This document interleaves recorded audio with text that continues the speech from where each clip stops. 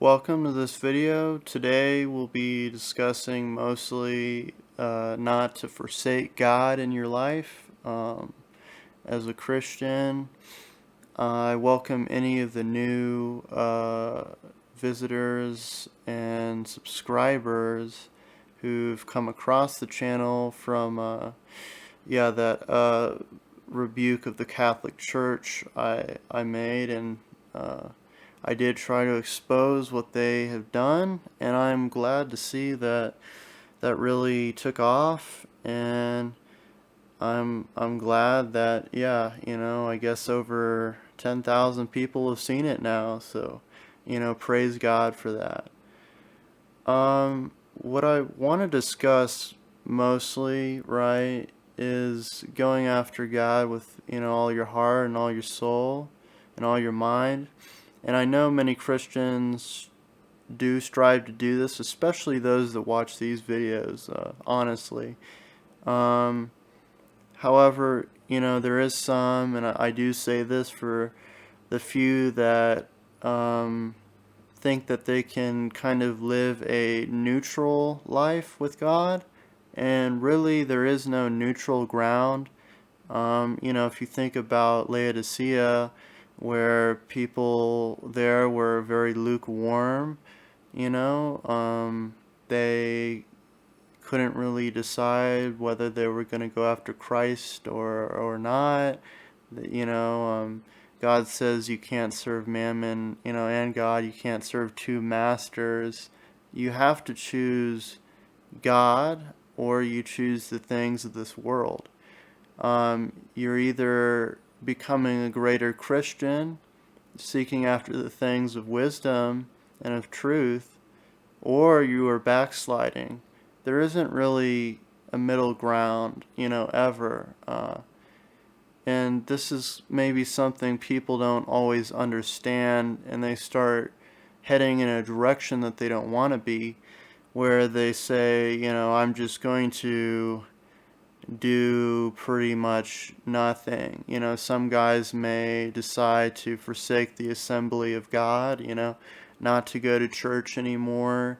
And then next, what comes is, now they're not reading their Bible, and they're completely caught up in the things of the world, and they start making friends with the wrong people, and they start, going into all kinds of sin that their acquaintances may bring them into, because now they're living in the world, with a worldly mindset, carnal mindset.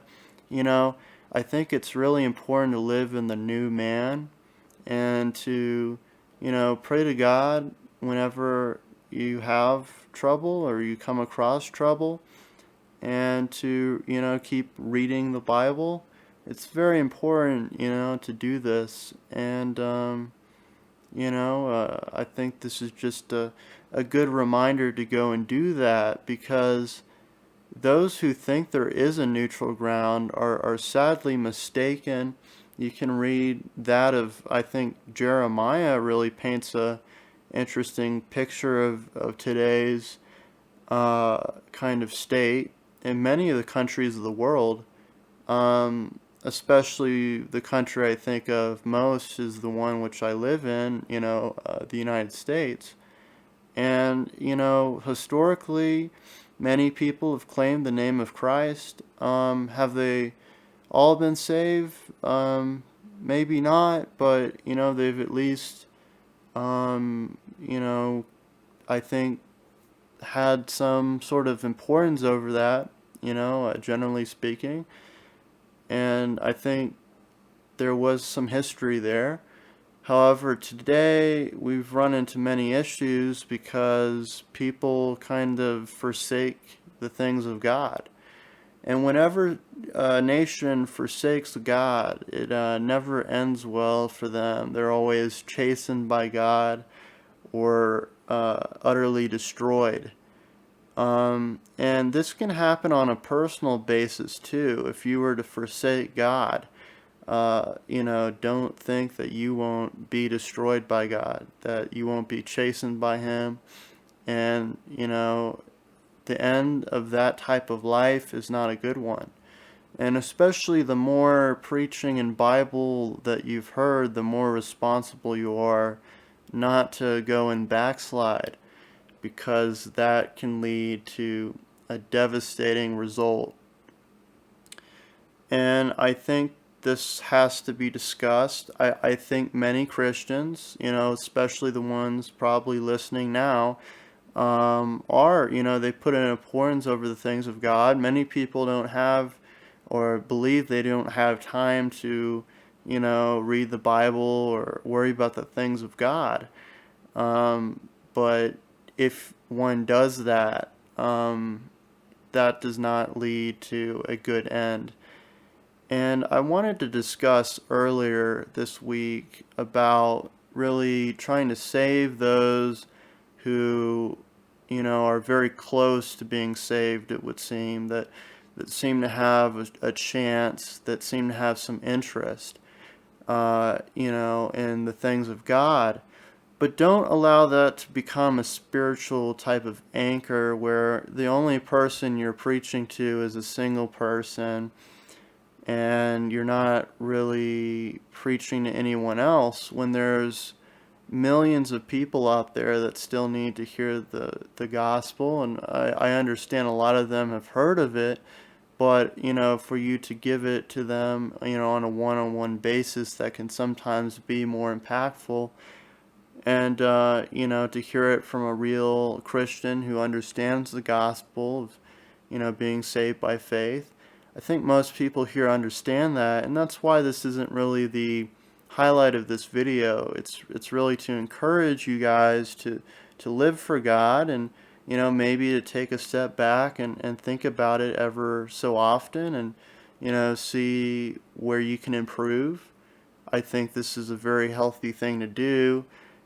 Some people like to set aside a certain day of the week to do this. Some people will do this on Sunday because they go to church on Sunday, or maybe it's Wednesday for you because you go to church on Wednesday and you don't have like much work to worry about or something in the afternoon, or it's impossible to say. But whatever works for you, it's good and important to take some time aside to think about Christ and the Bible. And really, I would encourage all to try and read the Bible cover to cover, and after that's done, to continue reading so that you have further understanding of the truth of and wisdom of God, because many people are lacking wisdom, and this lack of wisdom can destroy someone. Like if they don't know that fornication is a sin,